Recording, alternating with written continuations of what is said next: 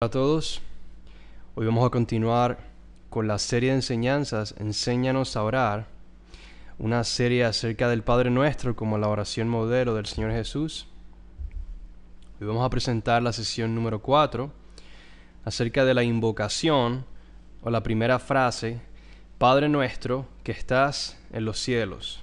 Ese va a ser nuestro enfoque hoy.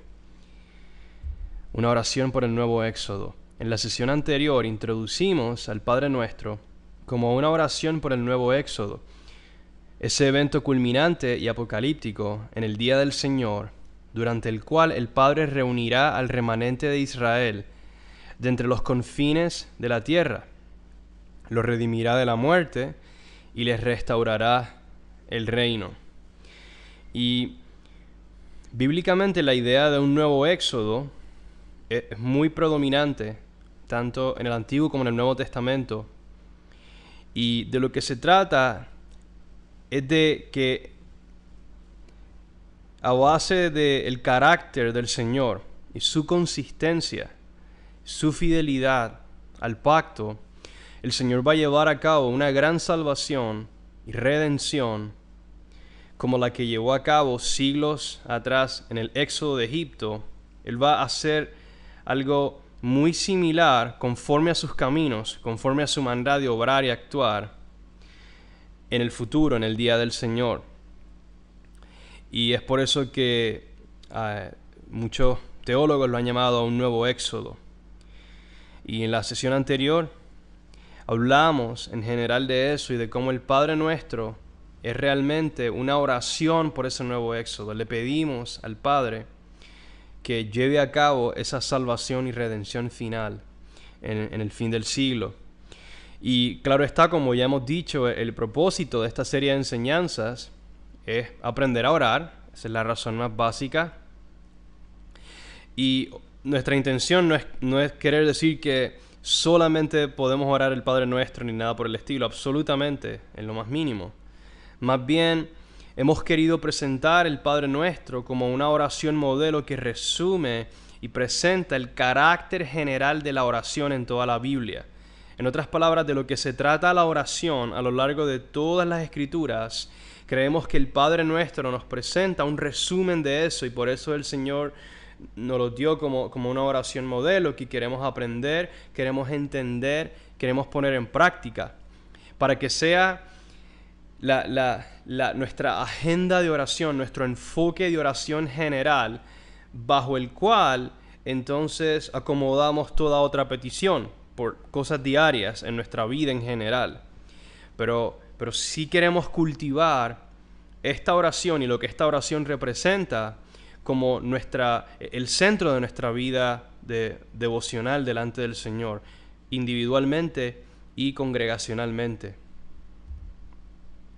En esta sesión hablaremos de lo que podemos catalogar como la invocación del Padre Nuestro, que es esa famosa frase de donde sacamos el nombre de esta oración. Padre Nuestro que estás en los cielos. La sesión estará dividida en dos partes principales. La primera va a ser acerca de la primera frase, donde hablaremos de Dios como el Padre y cómo eso está relacionado a su gran redención y salvación en el nuevo éxodo, es decir, la identidad de Dios como el Padre. La segunda parte va a estar enfocada en la segunda frase, donde nos enfocaremos en esa frase acerca de la morada de Dios en los cielos, desde donde Él realizará esa redención final.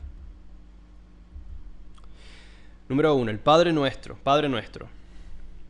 La identidad de Dios como el Padre está relacionada a su obra como creador de todo y por ende a su gobierno como rey sobre todo. El Padre es la cabeza patriarcal sobre la gran casa llamada los cielos y la tierra. Así que más que tratarse de un aspecto bonito, entre comillas, ¿verdad?, de su personalidad o de su lado tierno, su función como el Padre es más bien de carácter gubernamental. Y sin duda alguna Dios siente amor, compasión, ternura por aquellos creados a su imagen, pero su función como Padre no se trata principalmente de eso. Es muy común Hoy en día que cuando se habla de Dios como Padre, pues lo primero que viene a nuestra mente es eso, es la idea de que pues este es el lado bonito de Dios, el lado tierno, ese corazón amoroso de Dios. Y eso es cierto, no estamos negando eso. Definitivamente la identidad de Dios como el Padre es gloriosa, es hermosa y incluye su ternura, su amor, su compasión, su afecto hacia aquellos que hemos sido creados por Él, sus hijos e hijas. Eso es innegable. Sin embargo, cuando la Biblia habla de Dios como Padre, no se está refiriendo principalmente a eso, aun cuando sí menciona eso. Pero si ustedes toman en cuenta la mayoría de los pasajes que hablan de Dios como el Padre, van a darse cuenta de esto que les estoy diciendo, que realmente el énfasis es de carácter gubernamental. Se trata, vamos a decirlo así, de un título gubernamental. Él es el padre sobre una gran casa. Es la cabeza patriarcal. Yo sé que esa palabra patriarcal a mucha gente no le gusta, pero es la realidad. Él es un patriarca, él es un padre sobre una casa a nivel gubernamental. Y esto se ve reflejado en muchos pasajes de la Biblia. Aquí les voy a presentar algunos de ellos. Pasaje muy conocido, Génesis 1:26. El Señor dice: hagamos al hombre a nuestra imagen, conforme a nuestra semejanza, y ejerza dominio sobre los peces del mar, las aves, el ganado y todo lo que se arrastra sobre la tierra. Así que Dios crea al hombre a su imagen, a su semejanza, a fin de que pueda ejercer dominio. Y vamos a ver en un momento de qué se trata eso de ser creados a imagen y semejanza de Dios. Efesios 3, 14 al 15 es un pasaje muy interesante que también nos presenta esta realidad gubernamental acerca de Dios como el Padre. Dice: por esta causa doblo mis rodillas ante el Padre de nuestro Señor Cristo Jesús, de quien recibe nombre toda familia en los cielos y en la tierra. Así que Efesios 3, este pasaje, habla del Padre como aquel que está sobre los cielos y la tierra y que ha determinado la función gubernamental de entidades o familias en los cielos y en la tierra. Y no vamos a hablar específicamente a qué se refieren estas familias, pero sí podemos decir en general que se trata de las entidades angélicas en los cielos, o la asamblea celestial, la asamblea divina, y la congregación o la asamblea de los hombres en la tierra, y la función que cada una ha recibido de parte de Dios en relación a su gobierno sobre los cielos y la tierra, que es su gran casa, por así decirlo. El carácter gubernamental de su paternidad. Adán fue creado como hijo de Dios a su imagen y semejanza, a fin de que gobernara la tierra conforme a o imitando la rectitud y perfección del Padre, quien gobierna desde los cielos. Génesis 5 hace evidente lo que significa esa frase acerca de la imagen y semejanza. Dice: el día que Dios creó al hombre, a semejanza de Dios lo hizo. Verso 3. Cuando Adán había vivido 130 años, engendró un hijo a su semejanza, conforme a su imagen, y le puso por nombre Set. Así que vemos que esta idea de la imagen y la semejanza se trata de paternidad. Se trata de crear o engendrar a un hijo que se parezca a ti. Y eso, todos nos podemos relacionar a eso. Aquellos que tenemos hijos, sabemos que nuestros hijos se parecen a nosotros, físicamente, emocionalmente y en muchos otros aspectos. Pues es muy similar lo que el Señor hizo con el hombre originalmente, pero claro está, no se trata, en este caso, no se trata principalmente de rasgos físicos, sino más bien se trata de autoridad gubernamental. En otras palabras, el hombre habría de reflejar, de ser una imagen, un reflejo del gobierno de Dios desde los cielos, pero en este caso sobre la tierra, en el caso del hombre. Y el hombre habría, claro está, de servir a Dios y colaborar con Dios de esta manera en cuanto al gobierno de los cielos y la tierra.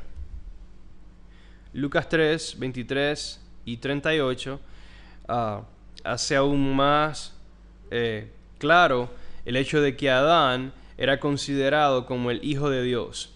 Dice que Jesús, como se suponía, era hijo de José, quien era hijo de Elí, y luego si saltamos toda la genealogía y llegamos al verso 38, dice que Cainán era hijo de Enos, Enos de Set, Set de Adán, y Adán de Dios, es decir, Adán, hijo de Dios.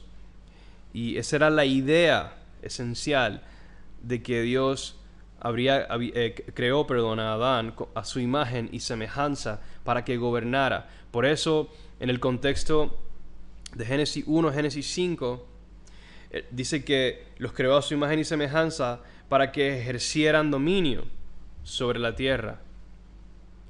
El Salmo 8, verso 1 al 6, dice: Oh Señor, Señor nuestro, cuán glorioso es tu nombre en toda la tierra, que has desplegado tu gloria sobre los cielos.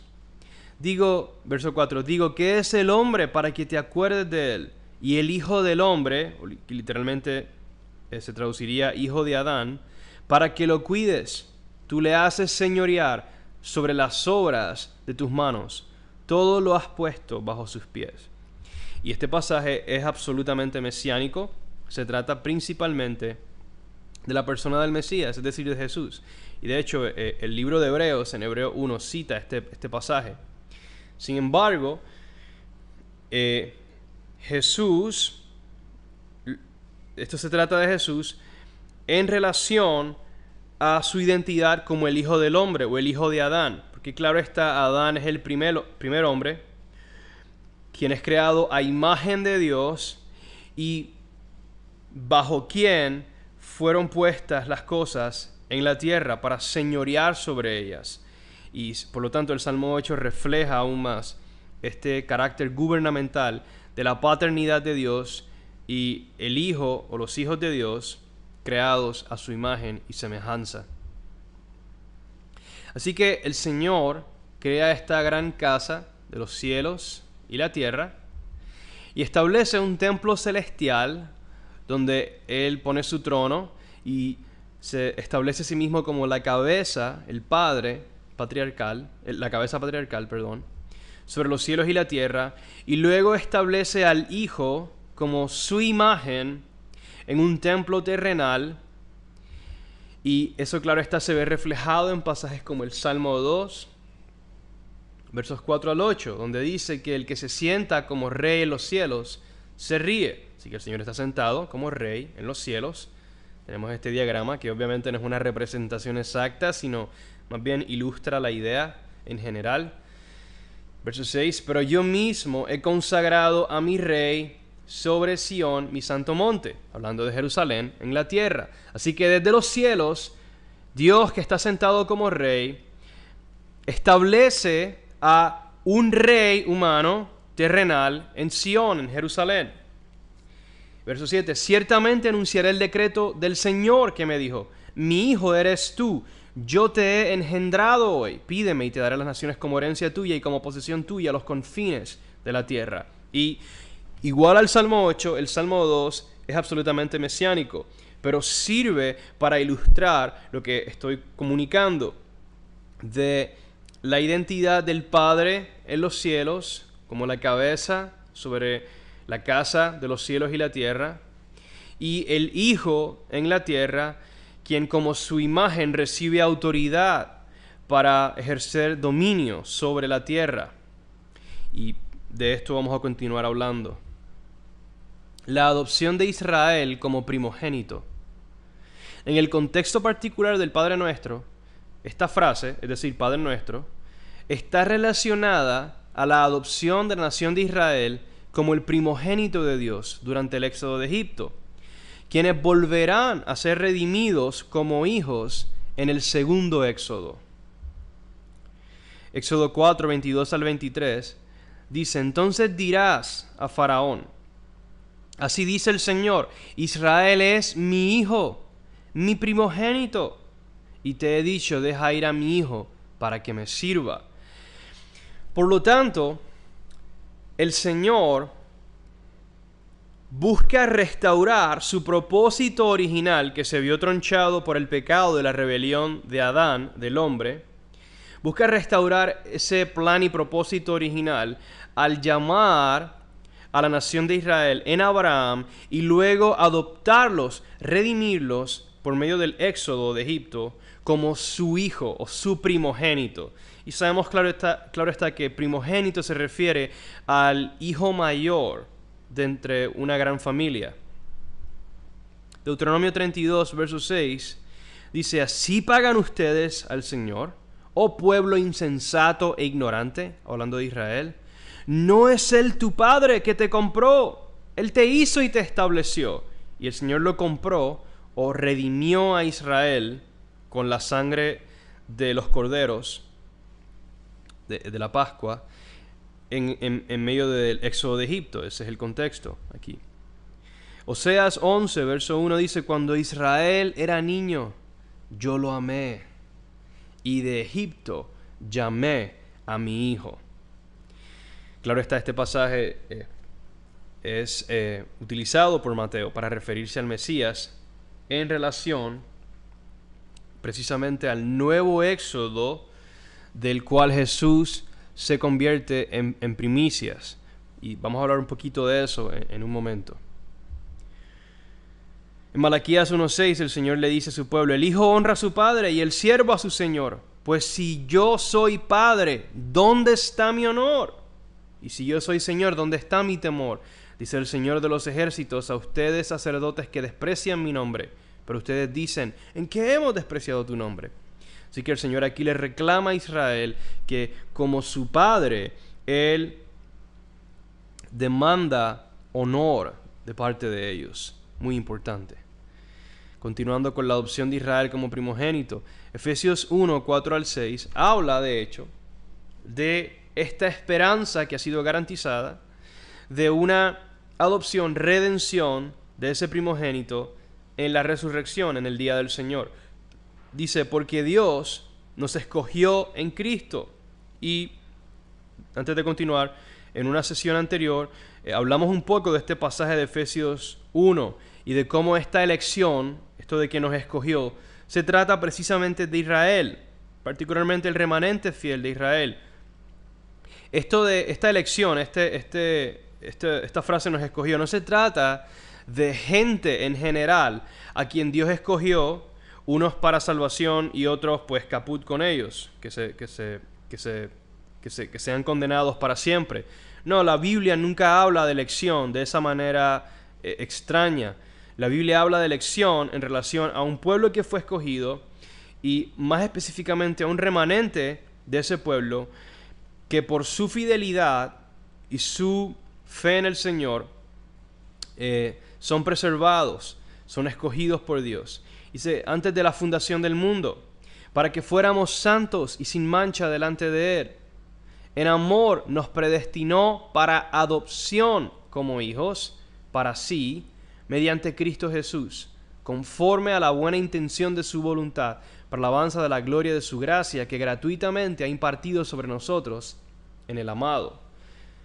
Así que en el Mesías y por la obra de Jesús, como vamos a ver, el Señor ha predestinado a Israel para adopción, y esa adopción se llevará a cabo en la resurrección de entre los muertos, lo cual forma parte central de ese nuevo éxodo.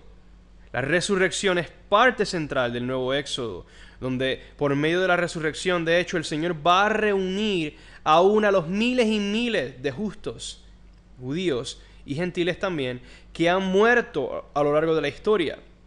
Y en esa resurrección se va a llevar a cabo de una manera final esa adopción, donde vamos a ser finalmente transformados a la imagen perfecta del Hijo, que es la imagen de Dios. Gálatas 4, 1 al 6 dice: digo pues, Mientras el heredero es menor de edad, en nada es diferente del siervo, aunque sea el dueño de todo, sino que está bajo guardianes y tutores hasta la edad señalada por el Padre. Así también nosotros, el remanente de Israel, mientras éramos niños, estábamos sujetos a servidumbre bajo las cosas elementales del mundo. Y eso se refiere al exilio, donde ellos habían sido entregados a los dioses. La palabra stoikeion en griego, que se traduce como las cosas elementales del mundo, se ha demostrado que una de los significados que tiene está relacionado a los dioses o los poderes y principados y potestades en los cielos. Eso es un tema para otro día, no lo voy a elaborar ahora, que no es el punto principal.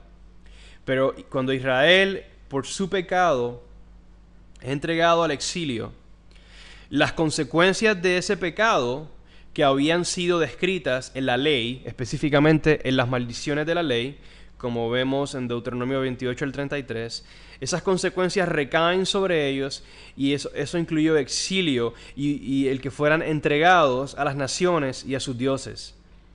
Y en el Mesías, el remanente fiel es redimido, es librado de eso. Y claro está, esa redención aguarda una consumación final en la resurrección, en ese nuevo éxodo futuro, en el fin del siglo. Y es de eso de lo que Pablo habla aquí en Gálatas 4. Entonces Pablo continúa en el verso 4 diciendo: pero cuando vino el cumplimiento del tiempo, el tiempo que Dios había señalado, Dios envió a su Hijo nacido de mujer y nacido bajo la ley, a fin de que redimiera a los que estaban bajo la ley. Y obviamente los que estaban bajo la ley era el pueblo judío. Los gentiles no estaban bajo la ley. Eso es lo que nos hace más claro que Pablo se está refiriendo al remanente fiel de Israel y no a gente en general. Sí, Pablo sí dice cosas que hacen referencia a nosotros los gentiles, aquí en Gálatas. Pero este pasaje en particular se está refiriendo a judíos creyentes. Y esto quizás sea una idea nueva para muchos de ustedes, pero la Biblia, el contexto en el primer siglo, el contexto histórico del primer siglo, los creyentes en casi todas las ciudades, muchos de ellos eran judíos. Y en el lenguaje de los apóstoles y a base del pacto, el Señor le daba prioridad a este grupo de creyentes en relación a su responsabilidad y el llamado que tenían delante de Él. Y nosotros los gentiles éramos unidos a ellos en ese grupo y recibíamos los mismos beneficios de la redención por la misma fe y el mismo bautismo en el mismo Señor. Sin embargo, muchas veces cuando los apóstoles hablan en sus cartas, cuando prestamos atención a los detalles, descubrimos que ellos en muchos casos se están refiriendo específicamente a los creyentes judíos, como en Efesios 1, en Gálatas 4 y muchos otros pasajes. Es bien evidente. Para nosotros eso es algo extraño porque en la actualidad es muy raro que en nuestras congregaciones siquiera hayan judíos. Y por lo tanto nuestro contexto es muy distinto al contexto en el cual los apóstoles escribieron sus cartas. Pero es crucial que nosotros busquemos entender ese contexto original a fin de interpretar apropiadamente las cartas de los apóstoles. Y en pasajes como este se hace evidente, repito, cuando Pablo dice que él vino a fin de que redimiera al Mesías a los que estaban bajo la ley. Repito, eran los judíos quienes estaban bajo la ley. Los gentiles en general, a menos de que fueran prosélitos, que eran gentiles que se circuncidaban y se sometían a la ley de Moisés, los gentiles en general no estaban sometidos a la ley. Por lo tanto, eso aclara a quién Pablo se dirige aquí. Y Pablo continúa: para que recibiéramos la adopción de hijos. Porque una vez Israel es exiliado, Israel continúa de hecho en general como nación, continúan en exilio. Las promesas no se han cumplido, la resurrección no ha ocurrido, la adopción de los hijos no ha ocurrido en el sentido final de la palabra, cuando sean nacidos de nuevo en la resurrección. Y eso se va a ver un poco más claro en varios pasajes que vamos a leer en un momento. Terminando, dice Pablo: y porque ustedes son hijos, Dios ha enviado el Espíritu de su Hijo a nuestros corazones, clamando: Abba, Padre. Así que lo que el Espíritu hace, este Espíritu que reciben tanto creyentes judíos como gentiles, es que el Espíritu nos es dado como una garantía que nos asegura esa adopción y redención final en la resurrección cuando el Señor venga. Y vamos a continuar. Isaías 63 y 64. Tú eres nuestro Padre. Es por esto que ya hemos hablado, que profetas como Isaías intercedieron y profetizaron en torno a la esperanza de un nuevo éxodo que el Padre realizaría. Estos pasajes que voy a leer son muy importantes porque parte del lenguaje o las frases, las palabras que vemos en el Padre Nuestro son sacadas directamente de este pasaje. Isaías dice: las misericordias o las lealtades de Yahweh recordaré, refiriéndose a las obras pasadas del Señor en su redención, como decir el éxodo de Egipto. Las alabanzas de Yahweh conforme a todo lo que nos ha otorgado Yahweh o el Señor por su gran bondad hacia la casa de Israel, que les ha otorgado conforme a su compasión y conforme a la multitud de sus lealtades o sus misericordias. Porque Él dijo: ciertamente ellos son mi pueblo, hijos que no engañarán. Él fue su Salvador.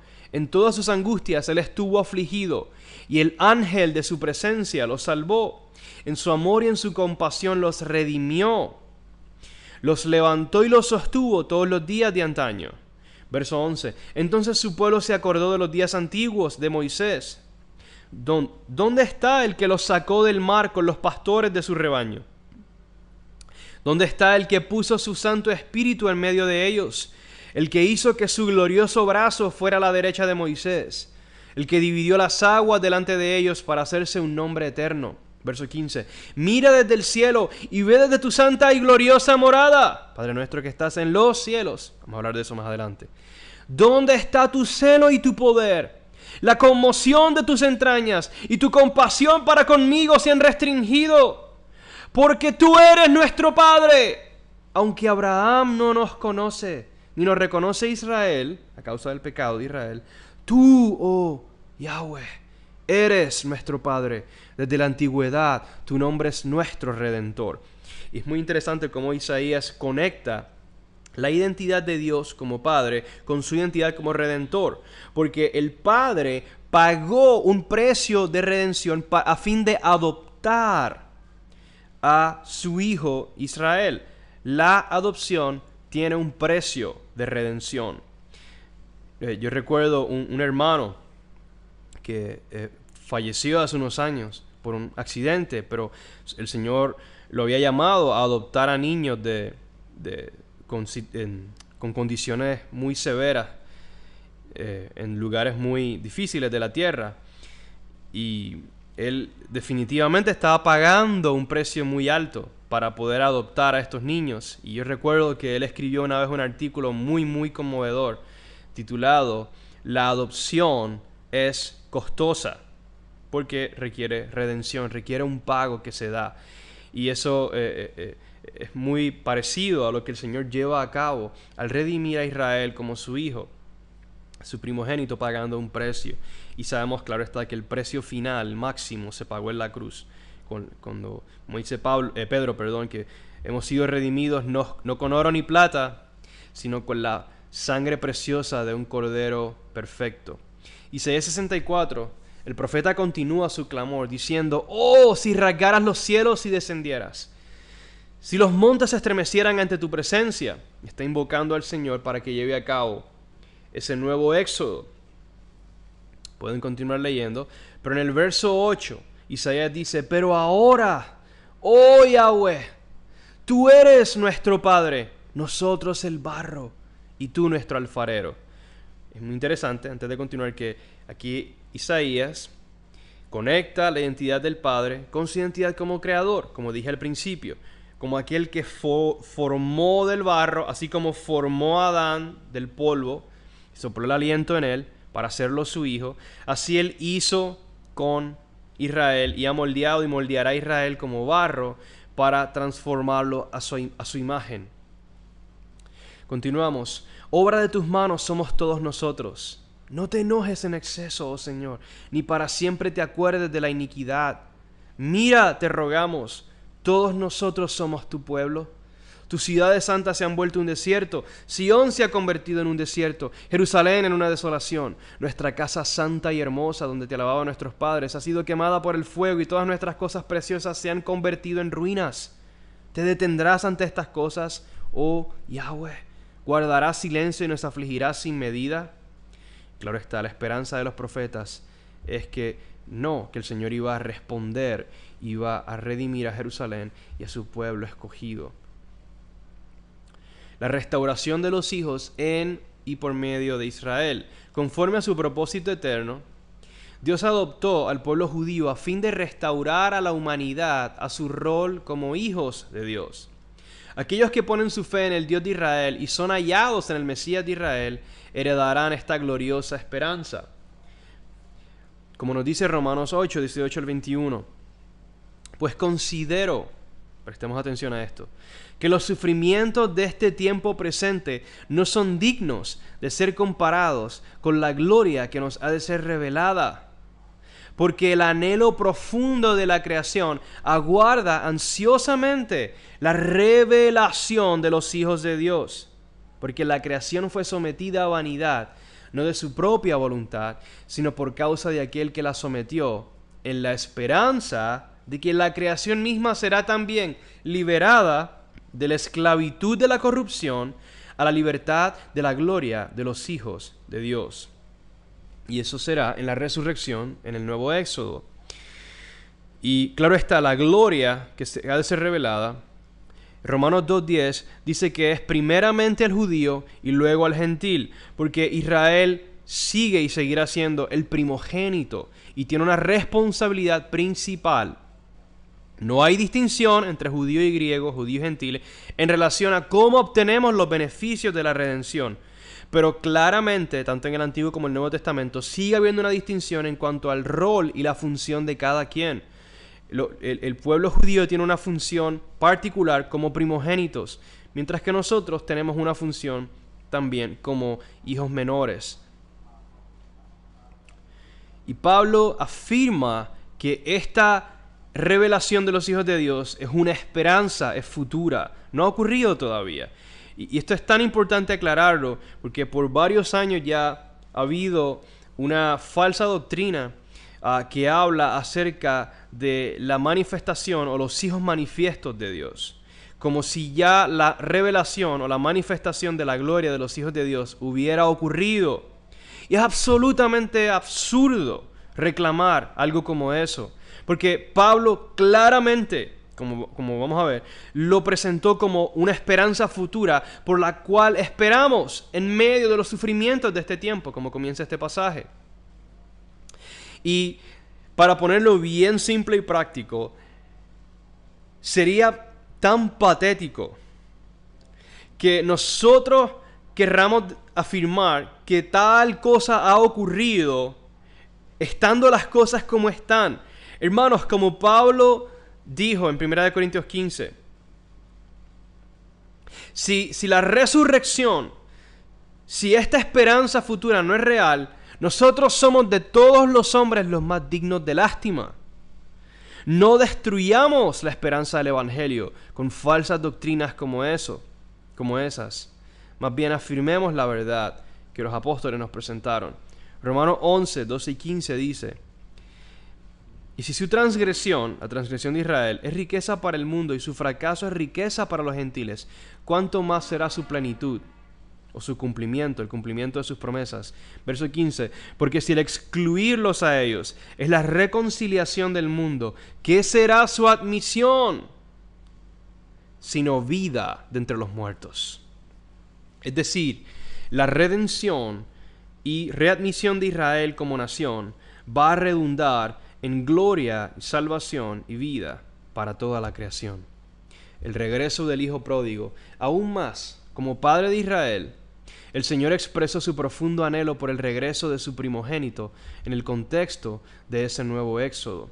Jeremías 31, 16 al 20 dice: así dice el Señor, reprime tu voz del llanto y tus ojos de las lágrimas.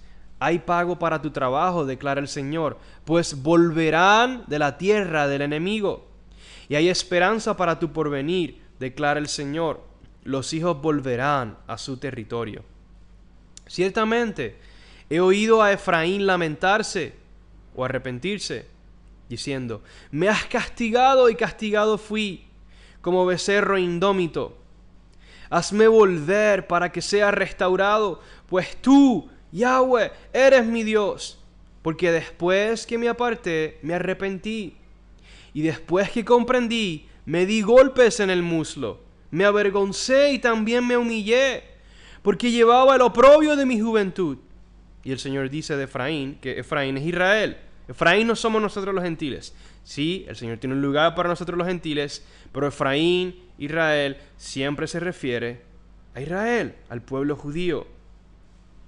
Mira lo que el Señor dice: no es Efraín, mi hijo amado, no es un niño encantador, pues siempre que hablo contra él, lo recuerdo aún más.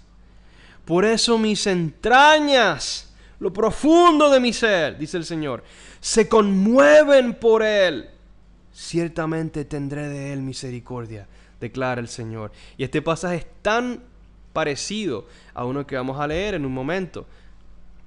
Después de leer este de Jeremías 31, 7 al 9. Dice: porque así dice el Señor: griten con alegría por Jacob, y den voces por la primera de las naciones. Proclamen, den alabanza y digan: oh Señor, salva a tu pueblo, al remanente de Israel. Yo los traigo del país del norte y los reuniré de los confines de la tierra. Entre ellos los ciegos y los cojos, la mujer encinta y también la que está dando a luz. Una gran compañía volverá acá, con llanto vendrán, y entre súplicas los guiaré. Los haré andar junto a arroyos de aguas, por camino derecho en el cual no tropezarán. Porque yo soy un padre para Israel, y Efraín es mi primogénito. Ahora vemos cómo la famosa parábola del hijo pródigo en Lucas 15, 21 al 24 está tan conectada a pasajes como este en Jeremías 31, el que leímos anteriormente y el que acabamos de leer, donde dice: y el hijo le dijo, esto es después, claro está, después de que el hijo se va, se aparta del padre, desperdicia toda su herencia, todo lo que se le había confiado, y finalmente recapacita, como recapacita Jacob en este otro pasaje de Jeremías 31, y dice: Padre, he pecado contra el cielo y ante ti, ya no soy digno de ser llamado hijo tuyo. Pero el padre dijo a sus siervos: pronto, traigan la mejor ropa y vístanlo. O como dijo Jeremías 31, griten con alegría por Jacob. Dice: pónganle un anillo en su mano y sandalias en los pies. Traigan el becerro engordado, mátenlo y comamos y regocijémonos. Porque este hijo mío estaba muerto y ha vuelto a la vida. Estaba perdido y ha sido hallado. Y comenzaron a regocijarse. Así que aquí vemos cómo el padre anhela, cómo sus entrañas se conmueven por Jacob. Y nosotros deberíamos de pedirle a Dios que nos haga sentir esa misma conmoción de sus entrañas, esa misma conmoción de su alma por su pueblo que está apartado, que se ha ido lejos, el pueblo judío. Especialmente sabiendo que su restauración, su readmisión será vida de entre los muertos. Va a redundar en salvación y beneficio para las naciones y para toda la creación. Hablemos ahora del Mesías como el Hijo unigénito. Y les recuerdo que todo esto que estamos hablando es para darle aún más color y significado a esa famosa frase: Padre nuestro. De manera tal que nuestra vida de oración se enriquezca aún más en esa gloriosa esperanza. Y yo de hecho los invito a que todos estos pasajes ustedes los pueden hacer parte de su arsenal de oración y orarlos al orar al Padre de esta manera. Continuamos. Como la cabeza o líder de la congregación de los primogénitos, que es de hecho la asamblea o la iglesia de Israel, compuesta de creyentes judíos y gentiles, pueden ver esos pasajes. Como líder de esta congregación de los primogénitos, el Mesías de Dios, Jesús de Nazaret, es el Hijo unigénito. Él es cabeza y líder de esa congregación de los primogénitos, precisamente porque Él es el Hijo unigénito. Y vamos a ver de qué se trata eso. Juan 1:14 dice que el verbo o la palabra se hizo carne y habitó entre nosotros y vimos su gloria, gloria como del unigénito del Padre, lleno de gracia y de verdad. Primera de Juan 4:9. En esto se manifestó el amor de Dios en nosotros, en que Dios ha enviado a su Hijo unigénito al mundo para que vivamos por medio de Él. La palabra unigénito, para explicar un poco, simplemente significa único o particular, como se refleja en Hebreos 11:17, donde se habla de Abraham sacrificando a Isaac, su unigénito. De hecho, en el Nuevo Testamento, esta palabra unigénito, que en el griego es monógenes, solo se utiliza de Jesús y se utiliza en este caso de Isaac en Hebreos 11, donde dice que Abraham sacrifica a Isaac, su unigénito. Obviamente Isaac no fue el único hijo que Abraham tuvo. Él tuvo primero a Ismael y luego tuvo a otros hijos. Por eso, más bien, Isaac fue su hijo el particular de la promesa. De la misma manera, Jesús es el hijo particular o principal de Dios, por medio de quien son redimidos el resto de los hijos. Así que, de manera simple, ese es el significado fundamental de que Jesús sea el unigénito y le da un lugar único y exclusivo por encima del resto de los hijos de Dios. Y de hecho, aunque no vamos a hablar de esto en detalle, pero está relacionado a su deidad también.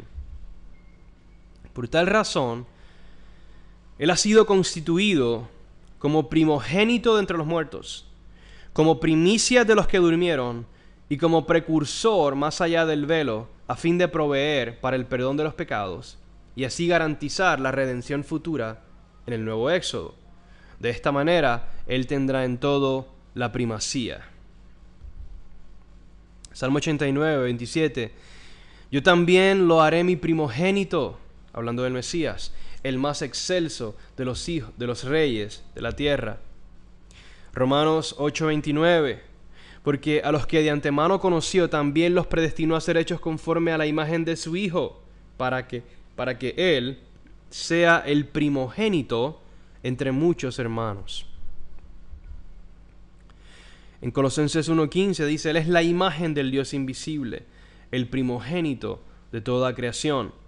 Él es también la cabeza del cuerpo, que es la iglesia. Él es el principio, el primogénito de entre los muertos, a fin de que Él tenga en todo la primacía. Primera de Corintios 15:20. Pero ahora Cristo ha resucitado de entre los muertos, primicias de los que durmieron, pero cada uno en su debido orden. Cristo las primicias, luego los que son de Cristo en su venida. Hebreos 1:5-6 dice, porque ¿a cuál de los ángeles dijo Dios jamás? Hijo mío eres tú, yo te he engendrado hoy. Y otra vez, yo seré padre para él y él será hijo para mí. De nuevo, cuando trae al primogénito al mundo, dice, y lo adoren todos los ángeles de Dios. Hebreos 6:19-20.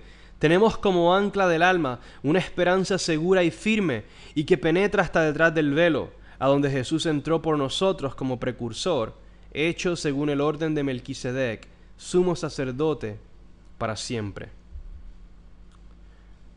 Apocalipsis 1:5. Y de parte de Cristo Jesús, el testigo fiel, el primogénito de los muertos, soberano de los reyes de la tierra, que nos ama y nos libertó de nuestros pecados con su sangre. Vemos en todos estos pasajes cómo Jesús, como el unigénito, ha sido constituido como primogénito, primicias, precursor, a fin de que Él tenga la primacía o el primer lugar en todo. Como hijo unigénito y primogénito de primogénitos, el Padre nuestro es primero y ante todo la oración del Mesías. Orarla es imitarlo a Él con miras a participar de su herencia. Esto se ve reflejado en la oración de David. Este es otro pasaje importante donde hay lenguaje que luego se ve claramente en el Padre Nuestro, específicamente en la frase Padre Nuestro. Primera de Crónicas 29, 10 y 11. Y David bendijo al Señor en presencia de toda la asamblea y dijo: Bendito eres, oh Yahweh, Dios de Israel, nuestro Padre por los siglos de los siglos. Tuya es, oh Yahweh, la grandeza y el poder y la gloria y la victoria y la majestad. En verdad, todo lo que hay en los cielos y en la tierra. Tuyo es el dominio, oh Yahweh, y te exaltas como soberano sobre todo. Esta es una cita de un amigo mío, David Rickman. Es una enseñanza que hizo hace unos meses atrás, de hecho, acerca del Padre Nuestro. Dice, en Primera de Crónicas, vemos a David orando a nuestro Padre acerca de su reino. Y esto está directamente relacionado a ese reino siendo establecido a través del Hijo ungido de David. Hay una conexión entre la oración a Dios como Padre y el establecimiento del reino davídico a través de su Mesías elegido. Este rey es un hijo quien llamará a Dios Padre mío. Así que el Padre Nuestro, como ya dije, es ante todo la oración misma del Mesías, quien como David ora por la restauración, el establecimiento de su reino, ya que el establecimiento del reino del Mesías es el establecimiento del reino de Dios.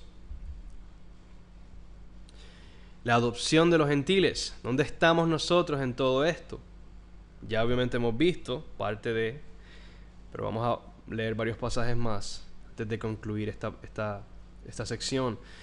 Parte central de este glorioso evangelio que nos ha sido proclamado es que aún nosotros los gentiles o las naciones hemos sido adoptados como hijos junto al remanente de Israel y por lo tanto somos herederos y participantes de esa gran salvación en el éxodo que vendrá.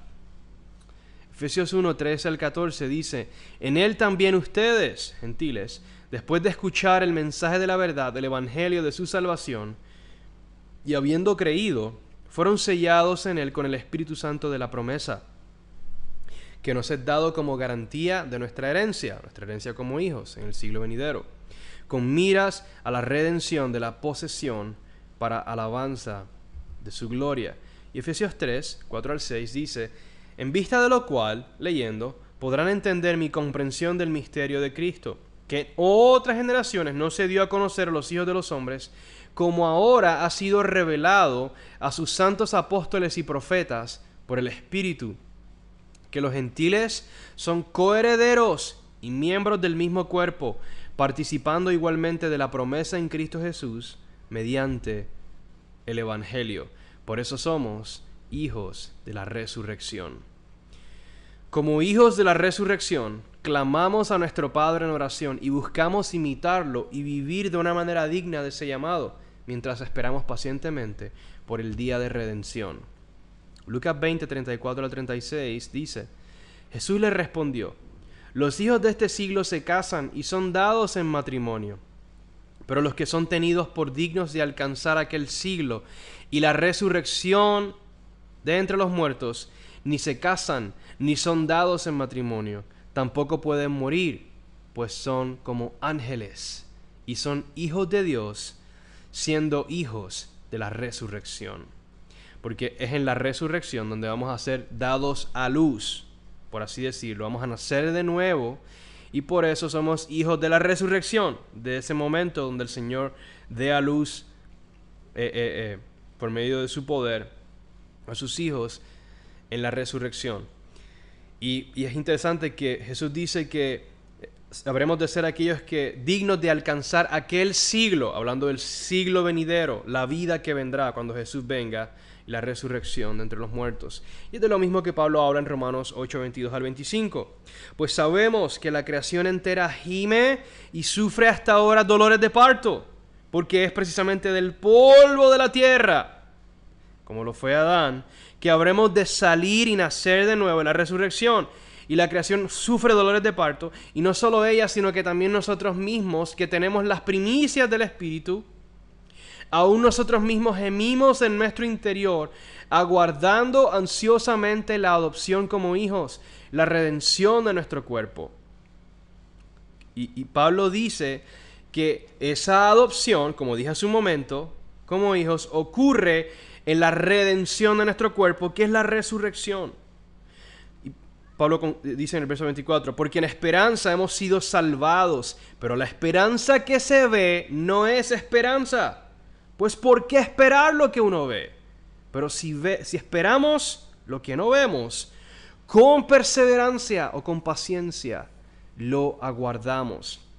Hermanos, Pablo habla de una esperanza futura que no vemos. La manifestación no ha ocurrido, la redención no ha ocurrido, la adopción no ha ocurrido. Es una esperanza futura para la cual tenemos seguridad por medio de las primicias del Espíritu, que nos asegura, y por eso decimos, Abba Padre, soy un hijo de la resurrección, yo sé que yo voy a vivir para siempre, pero esperamos con perseverancia, porque obviamente todos nos morimos.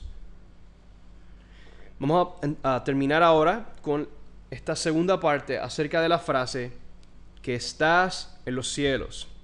El Padre Celestial ha establecido su centro gubernamental en lo alto de los cielos, y desde ahí lleva a cabo su perfecto plan. Por eso al orar nos dirigimos a aquel que está en los cielos. Primera de Reyes 8, 38 y 39 dice, toda oración o toda súplica que sea hecha por cualquier hombre o por todo tu pueblo Israel, conociendo cada cual la aflicción de su corazón y extendiendo sus manos hacia esta casa, que es el templo terrenal, escucha tú desde los cielos, el lugar de tu morada, que es el templo celestial, y perdona, actúa y da a cada uno conforme a todos sus caminos, ya que conoces su corazón, porque solo tú conoces el corazón de los hijos de los hombres. El cielo de los cielos. La morada de Dios se encuentra en la región más alta de la inmensa expansión de los cielos, llamada el cielo de los cielos. Deuteronomio 4:39 dice, por tanto reconoce hoy y reflexiona en tu corazón que el Señor es Dios arriba en los cielos y abajo en la tierra no hay otro. Deuteronomio 10:14, a el Señor tu Dios pertenecen los cielos y los cielos de los cielos, la tierra y todo lo que en ella hay. Canten al que cabalga sobre los cielos de los cielos, que son desde la antigüedad. Él da su voz, voz poderosa. Segunda de Crónicas 6:18. Pero ¿morará verdaderamente Dios con los hombres en la tierra? Si los cielos y los cielos de los cielos, donde está el templo celestial, no te pueden contener, cuanto menos esta casa que yo he edificado. El templo y trono en los cielos. En ese alto y sublime lugar de los cielos existe un templo celestial, una estructura real, dentro del cual se encuentra el trono sobre el cual está sentado el Dios de los cielos. Este es un lugar absolutamente real, tangible, físico, material. El Salmo 11, verso 4 dice, el Señor está en su santo templo. El trono del Señor está en los cielos. Sus ojos contemplan, sus párpados examinan a los hijos de los hombres. Salmo 103, 19. El Señor ha establecido su trono en los cielos y su reino domina sobre todo. Isaías 6, 1 al 5. Este pasaje es bien poderoso. En el año de la muerte del rey Usías, vi yo, Isaías, al Señor sentado sobre un trono alto y sublime, y la orla de su manto llenaba el templo. Por encima de él había serafines, cada uno tenía 6 alas, eran estos seres vivientes alrededor del trono. Claman, santo, santo, santo es el Señor Dios Todopoderoso, llena está la tierra de su gloria, se estremecen los umbrales, y Isaías tiene un vislumbre, una revelación de esta realidad tan concreta, tan literal, tangible, física, en el templo del Señor, en los cielos de los cielos, dentro del cual está su trono celestial.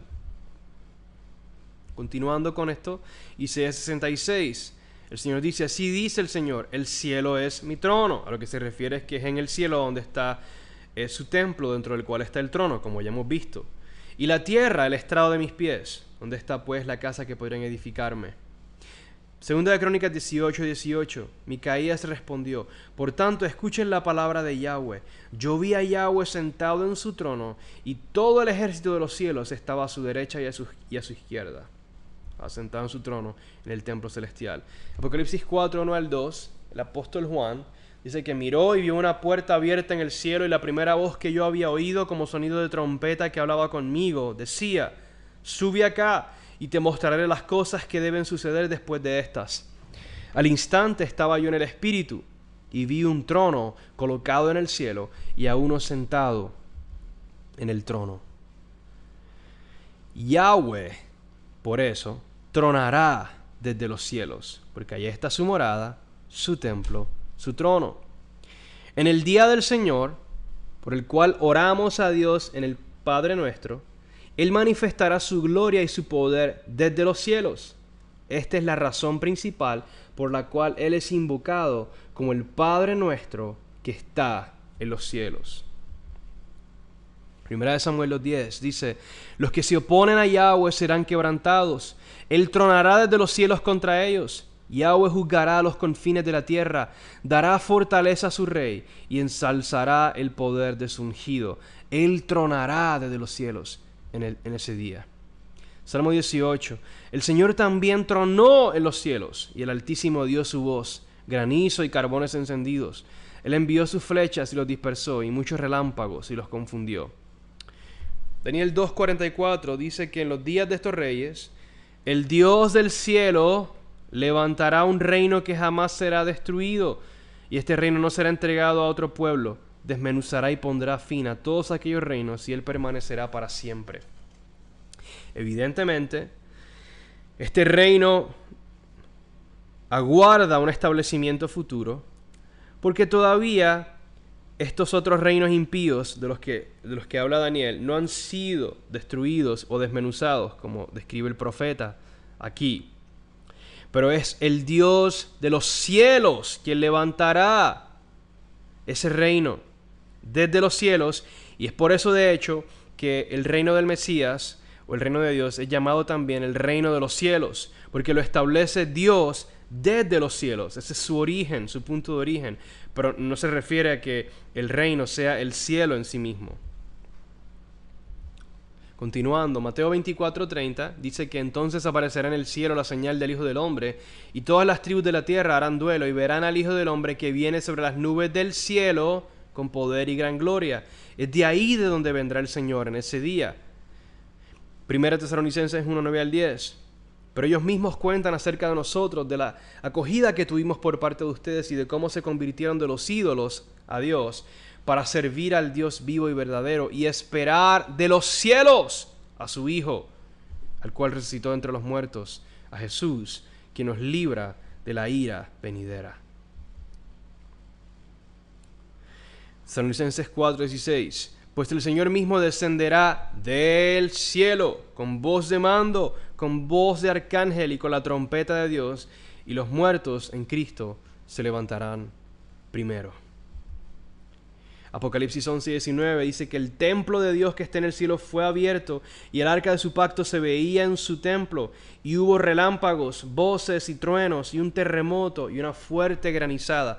Así que esto nos da mayor claridad de por qué oramos: Padre nuestro que estás en los cielos, porque sabemos a la luz de las Escrituras que esa salvación, esa manifestación del poder y la gloria del Señor al establecer su reino viene de los cielos, del Dios de los cielos.